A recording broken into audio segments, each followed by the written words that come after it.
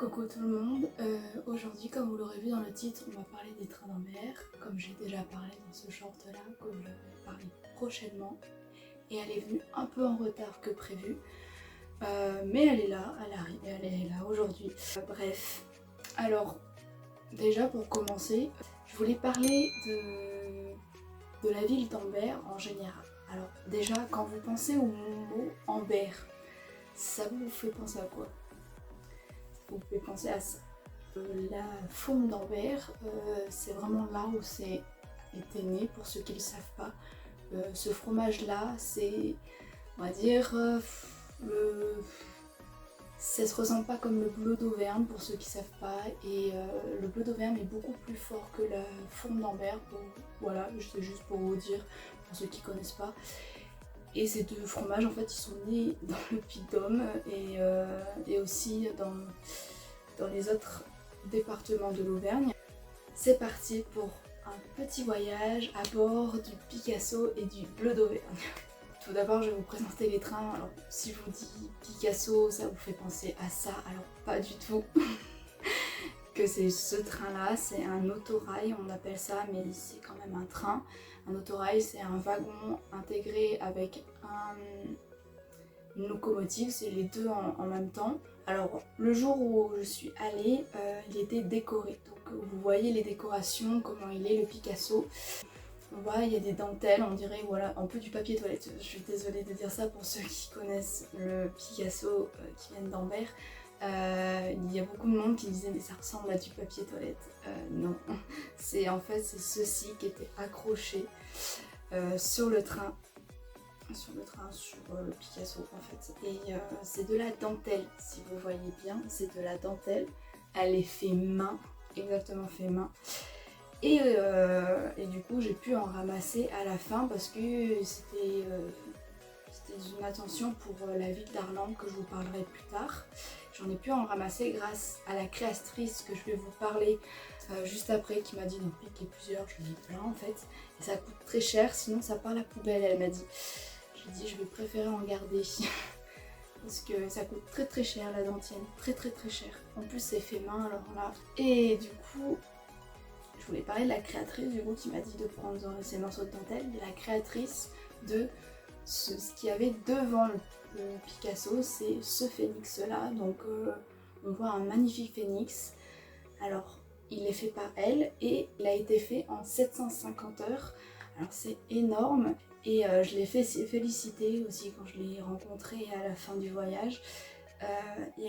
Franchement pour il est magnifique le phénix. Hein.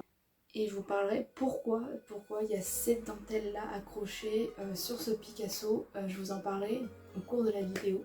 Ensuite je vais vous parler du bleu d'Auvergne. Le bleu d'Auvergne, bon, comme je vous ai parlé au début de la vidéo, c'est le fromage, c'est un rapport au fromage parce qu'il est bleu et un peu blanc comme le fromage en fait. Et il y en a un troisième qu'on n'a pas pu voir parce qu'il reste souvent en entrepôt, dans l'entrepôt, et c'est le panoramique. Donc c'est là où on peut voir vraiment à 360 degrés à peu près, je sais plus le degré en total. Et on peut voir vraiment le paysage, etc. Alors aussi je voulais préciser que ces trois-là viennent de la marque Renault. Et ils sont apparus, créés dans les années 70. Donc ils sont assez vieux et fonctionnels encore, puisqu'on a pu voyager avec.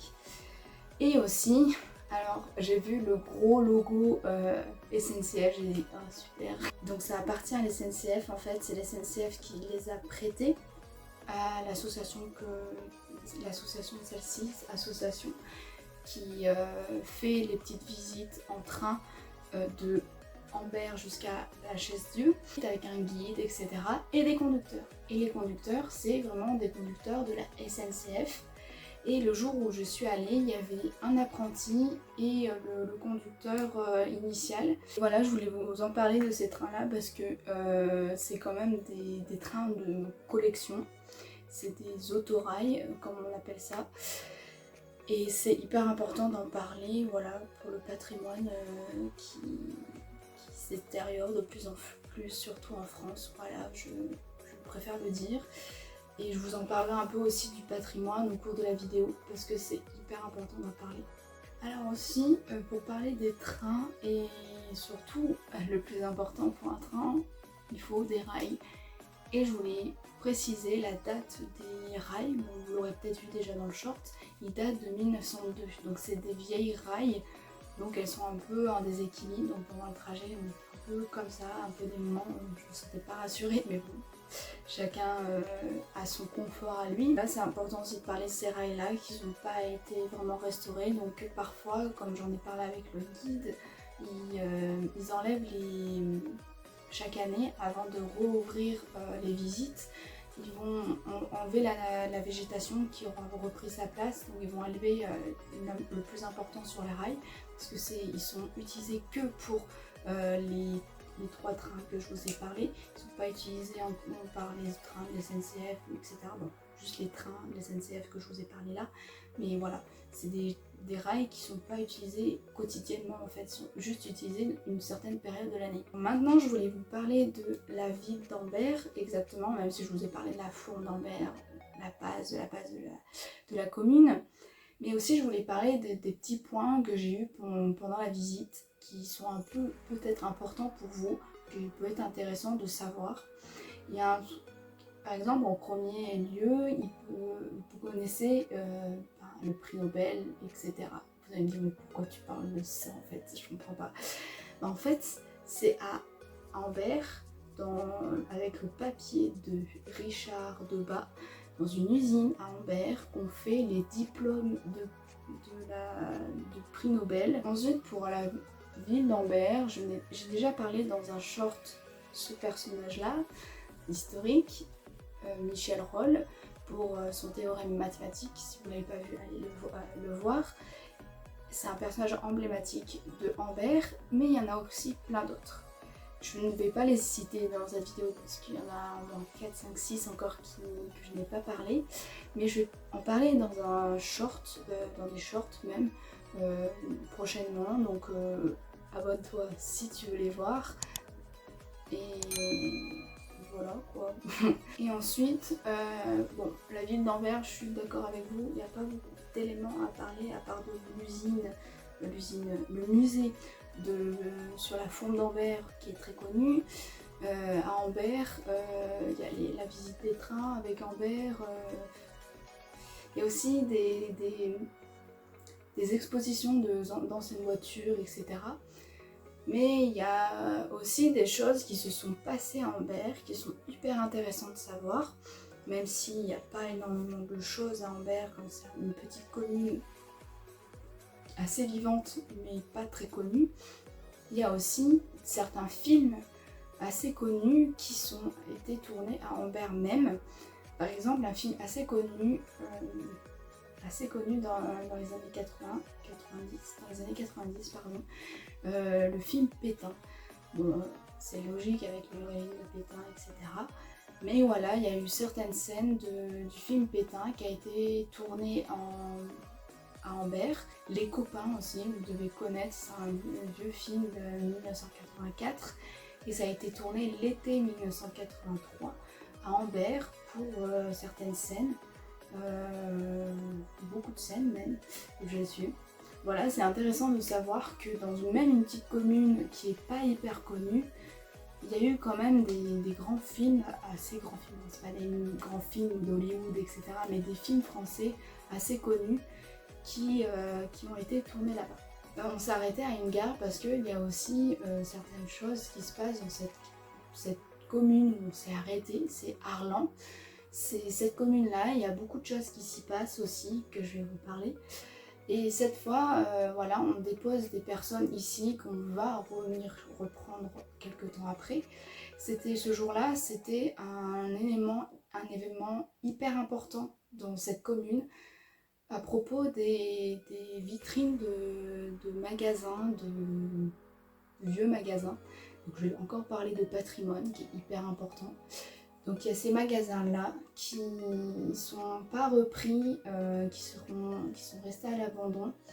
Et comme c'est des choses hyper importantes, des vitrines hyper importantes pardon, dans cette commune, donc ils font des sortes d'enchères, de petites fêtes en même temps pour pour pouvoir les faire revendre et pour qu'elles aient une nouvelle vie et qu'elles ne soient pas restées à l'abandon parce que je sais pas, je suis pas allée, mais j'irai dans une prochaine vidéo parce que cette commune là m'intéresse beaucoup, vous verrez juste après. C'est un peu la créatrice du coup qui m'en a parlé, savoir un peu comment ça s'est passé, etc. là-bas. Je ne connais pas la commune, donc je ne vais pas vous dire de bêtises, comment sont les vitrines et tout. Mais chaque année il y a ça, donc peut-être l'année prochaine, j'irai peut-être voir ce que c'est. Je vous montrerai un peu comment ces sortes d'enchères, cet événement se passe. Et il y a plein d'autres choses qui sont hyper importantes dans la ville d'Arlan, surtout dans le patrimoine. Par exemple, la dentelle. C'est la dentelle que je vous ai parlé. Parce que la dentelle qui était accrochée sur le Picasso venait de la ville d'Arlan, parce que dans la ville d'Arlan, il y a une grande usine qui est encore ouverte sur la dentelle. Et c'est un peu un moyen de montrer que la dentelle, c'est une histoire patrimoniale de la commune d'Arlan. Et pendant notre petit périple dans le Picasso, parce qu'on était dans le Picasso au début, j'ai pu prendre un petit truc comme ça, encyclopédie et tout, sur la dentelle.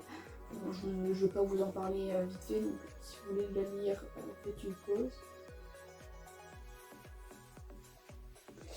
Et ensuite, derrière, il y a tout ce schéma-là qui est hyper intéressant de voir, donc c'est le métier à tisser. Et aussi, tiens, en parlant du métier à tisser, j'ai pu rencontrer une couturière de dentelle, je sais pas si c'est un nom spécial, dites-le moi en commentaire s'il y a un nom spécial pour les femmes qui font de la dentelle. La dentelle. Et j'ai pu rencontrer, voilà, par hasard, dans le train qui voulait juste s'arrêter à Arlan, du coup de Ambert à Arlan. Et elle avait son métier à tisser pour faire sa dentelle. Et elle nous a un peu expliqué de regarder un peu les photos parce que là, donc celle-ci par exemple, encore celle-ci, il y avait plein de petites photos sur l'histoire de la dentelle. Et elle nous a dit aussi qu'il y avait le musée de la dentelle qui était à Arlan, que je je voudrais bien faire. Ça peut être intéressant de parler de l'histoire de la dentelle, c'est pour ceux qui s'y intéressent. Donc je ferai peut-être une vidéo dessus. C'est super intéressant de parler de ça parce que la dentelle, son histoire en fait, sa fabrication main en fait disparaît peu à peu. Donc voilà, toujours avec le patrimoine. Je vous ai prévenu que j'allais beaucoup parler de patrimoine. Le patrimoine c'est hyper important, donc je me dis ça peut être intéressant de parler de la dentelle qui est en train un peu de disparaître avec le temps, même s'il y a toujours de la dentelle sur la lingerie, etc. Mais la dentelle, la vraie dentelle, disparaît peu à peu. Ensuite, je voulais parler d'un lieu aussi à Arlan qui peut être intéressant de parler parce que aussi pendant la visite, le guide nous a parlé de Notre-Dame d'Arlan qui est l'église la plus emblématique de la commune parce qu'elle a une caractéristique. Cette caractéristique là, c'est qu'elle a son clocher qui est inachevé, il lui manque une partie. Alors vous m'allez dire mais il faudrait peut-être la mettre au bout d'un moment. En fait, ils ont décidé de le laisser comme ça, sans la petite flèche au-dessus du clocher, sans la petite... comme une église standard quoi. Voilà, elle est restée comme elle était parce que à cause de la Grande Guerre, donc la 14-18, à cause de cette guerre-là, elle n'a pas pu être achevée complètement, mais elle a pu finir ses travaux les plus importants jusqu'en 1925, de 1889 jusqu'en 1925, et elle a été construite. Et voilà, ils ont décidé, pendant les derniers travaux après la Grande Guerre, ils ont dit bon, on laisse tomber, allez, c'est pas grave, c'est trop long, ils ont peut-être assez, je pense qu'ils n'ont pas eu assez d'argent pour finir tout ça à cause de la guerre, et du coup, ils n'ont pas pu complètement finir, mais ça a sa petite caractéristique. Et bon, ça peut permettre d'avoir plus de tourisme, etc. Vous avez compris. Alors cette fois-ci, je vous coupe un peu la vidéo. Je voulais faire un petit point info. Ça peut être intéressant pour un peu bouger la vidéo, pour pas vous parler que de patrimoine constamment. Mais un petit truc comme ça qui peut être intéressant de vous parler. Vous parler parce que vous savez très bien que dans mes shorts j'aime bien dire sais-tu ça, savais-tu ça, connais-tu ça, etc. Par exemple, là je vais vous faire la question sais-tu ce que veut dire ce panneau-là pendant sur les rails? Alors peut-être certains d'entre vous le savent, mais on voit souvent ce petit S là, on se dit qu'est-ce que ça correspond? Parce qu'on n'a plus l'habitude de le voir dans les vieilles rails encore, les vieux passages à niveau. Mais en fait ça correspond, pour ceux qui ne savent pas, ça correspond à siffler avant un passage à niveau où il n'y a pas de barrière, parce que souvent il y a des barrières. Mais il y en a certains où il n'y a pas de barrière, donc il faut tout le temps siffler, donc il y a ce S, et dès qu'on passe à ce moment-là, hop, le conducteur doit siffler, parce qu'il n'y a pas des barrières dans tous les passages à niveau, hein. C'est compliqué d'en mettre partout, parce que souvent c'est des chemins, souvent c'est des petites routes où il y a très peu de monde qui passe. Et aussi j'avais une petite anecdote à vous parler, parce que comme c'était un vieux chemin de fer où on est passé, c'est intéressant de voir, bon, regardez un peu cette vidéo, on voit que parfois il y a des galères sur certains passages à niveau avec des barrières qui ne peuvent pas se fermer. Et comme elles n'ont pas l'habitude de se fermer quotidiennement, en fait, du coup, il y a un des deux conducteurs qui descend, qui doit courir, prendre sa petite clé, ouvrir le boîtier, hop, faut que tu... C'est hyper synchronisé, c'est hyper galère. Alors, si on recommence la vidéo, je voulais du coup parler aussi du chemin qu'il y a eu entre le chemin entre Arlon et la Chaise-Dieu. Il y a des choses intéressantes que j'ai repris pendant son périple, ce petit voyage, bon bref, on va pas blablater plus dessus. Il y a 2 films qui ont été tournés là-bas. Donc par exemple dans ce passage à niveau que vous voyez là sur cette vidéo, il y a eu un film qui s'appelle L'œil écarlate qui a été tourné à ce passage à niveau, et aussi un peu plus loin un film que je vous ai déjà parlé dans une ancienne vidéo, dans la précédente, et aussi dans La Mineure, vous l'aurez vu, c'est le film de Lucie Aubrac. C'est la toute première scène du film qui a été tournée à ce moment-là et qui est un peu emblématique, surtout pour les communes alentours de Arlon, parce que ça a été tourné là. Et aussi, vous allez me dire, mais pourquoi ça a été tourné là-bas? C'est parce que Lucie Aubrac, c'est une résistante lyonnaise, et du coup la région, aujourd'hui, la région Auvergne-Rhône-Alpes, a voulu, a autorisé à faire certains tournages dans la région, dont ici. Alors pour finir, du coup, on va parler de notre dernière escale, qui est la Chaise-Dieu. Alors tout d'abord, savais-tu que la Chaise-Dieu était une mauvaise traduction? Son nom d'origine c'est Garza Nei, qui veut dire la maison de Dieu et non pas la chaise de Dieu. C'est une mauvaise traduction, mais ça n'a pas été changé depuis, ils préféraient garder la chaise Dieu. Et aussi, pour préciser sur la chaise Dieu, il y a un personnage important et un lieu très important. Le personnage important, c'est le fondateur de la ville, qui est Robert de Turlan, ou le Saint Robert, c'est lui qui a fondé la commune. Et aussi le lieu emblématique en rapport à la religion, l'abbaye de la Chaise-Dieu, qui est un lieu hyper important. Si vous voulez la visiter, elle dure 2 heures. La visite, elle est hyper grande. On peut quand même gratuitement visiter le cœur en fait de l'abbaye, mais on peut pas visiter le reste. Mais il y a des choses importantes dans cette abbaye à apprendre sur la médecine à l'époque, qu'est-ce qu'il y avait d'autre, les paysans, etc. Il y a plein de trucs, mais bon, je ne l'ai pas visité, je voudrais bien, ça serait intéressant de parler un peu de la ville en même temps, de la commune, pardon. Et aussi, il y a une fresque hyper connue dans cette abbaye, qui est la fresque de la danse du diable. C'est une fresque qui a encore du mal à être analysée, etc. Mais elle est hyper intéressante de voir comment elle a été peinte, les dessins, etc.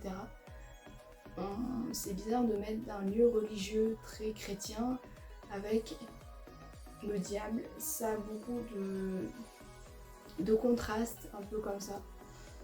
Donc voilà, je sais que la vidéo est un petit peu longue, mais ça va. Je vous dis de vous abonner si vous voulez vous abonner pour voir un peu des personnages emblématiques d'Anvers, que je vous ai déjà parlé. Et de voir aussi la vidéo qui sortira peut-être prochainement sur le musée et l'histoire de la dentelle de Arlan. Et plus tard, quand il y aura l'année prochaine, sur cet événement un peu mystérieux pour moi que j'ai du mal à comprendre sur les sortes d'enchères, de vitrines à Arlan. Et voilà, je vous dis à la prochaine et n'oubliez pas que chaque histoire laisse des traces et évolue constamment. Salut! Ein Tag wie Gold, in den Adern 100.000 Volt, eine Nacht wie Sand.